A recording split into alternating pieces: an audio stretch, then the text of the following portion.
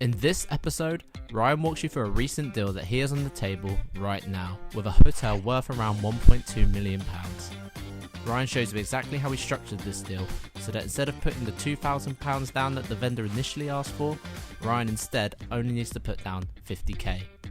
This is called vendor financing. Ryan also shows you how to raise the $50k too, so you get into this deal for nothing when structured correctly. Why don't you tell Ryan what you think by leaving him a review? Show me the money on Wednesday. If you have a deal right now and you don't know the best way to structure it, if you post a deal in the community group on Facebook called Property Crash Course, Ryan will help you unlock hidden profits and save you from locking yourself into a loss on those bad deals that every property sourcer wants you to buy. Hey podcasters, so Wednesday the 5th of August 2020. I hope everybody is well on this fine morning. I'm just heading down, en route to work, heading down to McDonald's. A quick breakfast, a happy meal, not a happy meal. A quick double sausage and egg McMuffin meal to get the day started, to put me in the right frame of mind, to get me into character. And to be honest, it's not my ideal breakfast. It is nice as a treat. However, I'm trying to record these episodes of the podcast, and I'm making the best use of my time while I'm driving to the drive-through McDonald's, recording these episodes for you guys, so I can obviously still get on with my day, but make the best use of my time. Instead of going into the studio, fixing a time to be there, planning what I'm going to speak about, I'm just freestyling in the car on the way to McDonald's to get a breakfast. So this buys me somewhere in the region of about 15 minutes before I go to work, enough time to obviously film this episode or record this episode for you guys. So what do I want to talk about today with you guys? I want to talk about a very simple but very powerful and very creative deal structure. Now this deal structure will enable any of you guys to go and buy something for, well, really an unlimited amount of money. Now, what do I mean by that? When you use this deal structure I'm sharing with you guys right now, let me give you a real example. I'm using it right now to get an offer agreed for a hotel that I'm buying. This isn't the first hotel that I've bought. I've recently bought another hotel. I didn't use this type of deal structure. It was slightly different to get me into the deal for very little or no money. But this deal structure gets me into a hotel which is probably worth in the region of about, haven't had it valued, but I would say it's around about 1.2 million. It's about 1.2 million pound. To get into this deal, it's probably going to cost me, using this deal structure, around about 60 grand. That's it, 60 grand. Who wants to buy a hotel which turns over anywhere in the region of about £120,000 a year as it is? Obviously, when I buy it, if the deal goes through, it will turn over probably about 180,000, maybe even closer to 200,000, a fifth of a million. That's my plan, okay? Now, who wants to buy a hotel, 11 bedrooms, in a very, very good location that will only cost you around about 60 grand to get into this deal? Anybody? Okay, I'd imagine quite a few of you will. So let me just run you through this deal structure. I've used it many times over the last probably 20 years. I've used this strategy many times, again and again and again. And it's never failed me. It's never, ever, ever, ever failed me.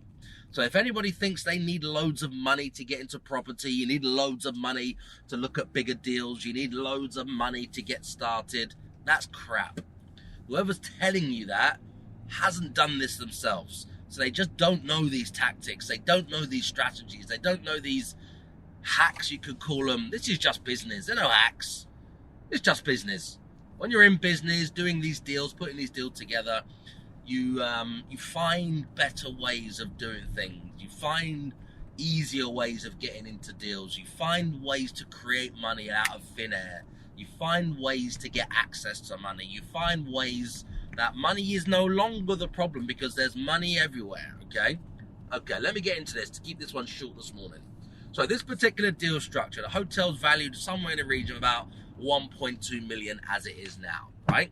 This is buying the lease of the building, which is a renewable lease, fully repairing and insuring. So you can basically take over the hotel and run it as a hotel. It's got around about 20 years on the lease, and then it's renewable anyway.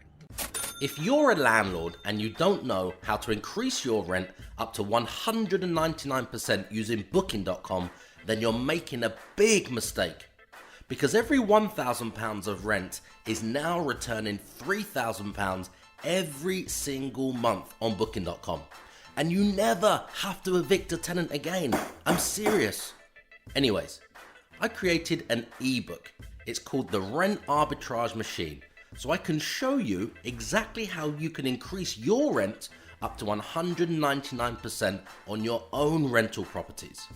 Just head over to theyrentanyhome.com/free book and just tell me where to send your free copy. Okay, so this is to buy the lease. The lease was up for sale for around about £200,000, okay? Now, this particular deal structure enables you to get into the deal without putting £200,000 down, okay? Now, I don't know who's got 200 grand in their pocket right now. Even if I have £200,000 in my pocket right now or in my bank right now, do I want to put it into one deal? The answer to that is no. Why would I want to put all of my money or £200,000 in my bank right now into one particular deal, which is worth around about 1.2 million? Because if I do that, what happens to the next deal that comes along the following day? And then the next deal that comes along the following day? What am I going to do? Wait until I've accumulated £200,000 seed money again before I can buy the next deal? If I did that, I would be done, because I'm losing money everywhere. If I've got all of my money, the 200,000 we just spoke about, tied up in one particular deal. That's not smart, okay? Now let's imagine that £200,000 can get you into, say, let's just say 10 deals at 20 grand a deal, okay? Let's say it gets into 10 deals, and then the market appreciates by, let's just say, I don't know, let's say you put that into £2 million worth of property, £20,000 into each property for argument's sake. So you got 2 million. Let's just say it rises by 10% in the next 2 years. If you do that, your 2 million, which you only put £20,000 down because you had £200,000 in total, is now made you, can anybody do the maths? What's 10% of 2 million? 10% of 2 million. 200 grand. So 20% of 2 million is £400,000. If you could make £400,000 like that, why would you tie all of your money up in one particular deal? Okay, now we've got that out of the way, so you understand about leverage and, spreading your finances as far as you can, basically maximizing leverage to maximize money, okay? Now, I'm just at the counter now recording at McDonald's. So I'm going to put you on pause for 1 second, guys, and I will be straight back. Hi, can I take your order? Hello, can I have... Okay, so now you understand the power of leverage, making your money go further to maximize the returns, because once again, we're investors to make money, right?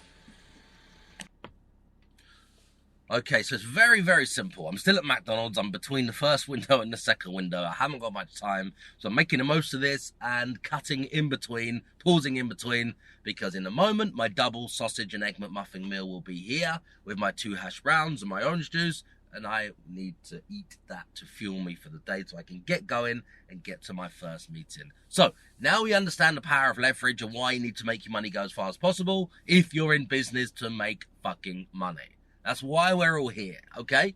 Now, I approached the vendor who's selling the lease of this particular deal, okay? 1 second, here we are at the counter. Okay, so let me tell you how the negotiations went for this particular deal and shed some light on how you can structure deals in this particular way. So I see the vendor who's selling the lease for this hotel. I sit down with the vendor, we do pleasantries, of course, we find out about the market, I ask them some questions about themselves, I ask them some questions about their business, I asked them some questions about how they see the future with COVID and the impact on the hotel industry and everything else, the questions that sets the foundation of the offer, okay? I'm not here to teach you about how to negotiate. I'm just sharing with you one particular deal structure that I use that enable me to put offers on buildings, large buildings, secure hotels, and this particular deal is also a hotel, which is valued at about 1.2 million, 11 bedrooms, fully furnished, ready to go, and it enables me to get into this deal for around about 60 grand, okay? Of course, if it's agreed, about 60 grand instead of 200,000. So, once we've done all of that, pleasantries out of the way, found out some background, we're talking about the numbers now. So, basically, I went in with an offer that said, right, you want £200,000 for this building. Right now, COVID has just happened. The hotel industry is on its knees. It's going to get worse. There's a little summer. There's a tiny little summer. Then it's going to get worse. And then October, November, December, January, February is when the industry dies. It dies a death. It's a low season. No one's really traveling. Rates come down from £200 a night in the prime, in the peak, to about £40 a night. Okay, so you're working hard, as hard or harder to break even compared to the summer when you're flying, traveling with a bloody helicopter on private jets. I'm just giving you an example. You can, in the hotel industry, it's like feast or famine. Winter is dead and bleak. Summer, you're a billionaire, all right? Okay, just to give you an example. Now, so taking all of that into consideration, we're approaching that, just coming out the back of COVID. I say to the owner, okay, or the vendor, sorry, the leaseholder, I say, right, I'm interested in this building. I already have another hotel just around the corner. I'm just going to replicate my model on this particular building. But you want, for argument's sake, £200,000 for this building. Now, I believe it's worth considerably lower than that right now. However, I don't really want to insult you with a very low offer. So I'm going to give you two options, okay? Because to me, I would be prepared to put all the money up in cash to buy the lease from you. So I have full access to this building so I can, make changes, develop the building, increase the profits, increase the margins, etc., etc. Rent the flat out separately or include it with the manager in the building. So I'm prepared to pay in the region of £150,000 for this lease. Now, I know you've got it up for £200,000. It's probably not something that you would want to take, £150,000, but that's where I am right now. However, if you wanted to finance this lease for me, finance this deal for me over the next 4 years, okay, instead of my low offer or the lower offer at £150,000, I would be prepared to pay £200,000. Make sure you've subscribed, because tomorrow you'll get problems, challenges, and opportunities on Thursday. Every Thursday, Ryan takes you deep inside his business, sharing his problems, walks you through his challenges, talks about the opportunities that you only find once you've broken through the wall.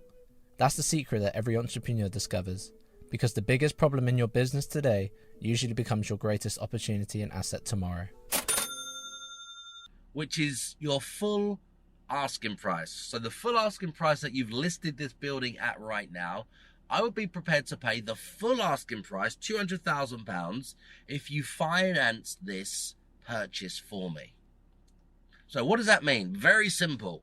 The vendor, the landlord, the leaseholder, the owner just becomes the bank. It's very simple. It's very simple. It's like they're giving you a mortgage. So I say £200,000, which is £50,000 above my offer, which is a full asking price they're asking for. Now, when you divide that over 4 years, it's very, very simple, but very powerful and effective. That turns out to be £50,000 a year. Very simple. So I give them £50,000 now instead of the £200,000 they're asking for. In 12 months, I give them £50,000 again. In 12 months, I give them £50,000 again. In the last 12 months, I give them £50,000 again. And now the mortgage has officially completed. And that's the end of the transaction. I get full access from the start, but it just gives me leverage. 50 grand. That's it. Instead of 200,000 now that they're asking for. 50 grand. And it makes my low offer look well, a little bit low maybe, but it makes this offer look very good and attractive, because here is how you can get everything you asked for, £200,000. Now let's look at that £50,000 a year, because this turns out to be basically for free, right? Because I'm going to show you how the building pays for this loan. So the building is paying for the loan that you've just secured around the property that you're buying by getting the vendor to finance it for you.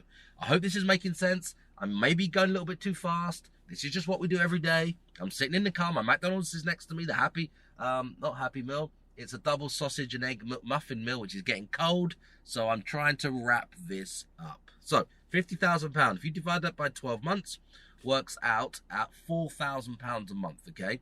Now, the property, the building running as a hotel with the flat will rent for around about £2,000 a month, okay?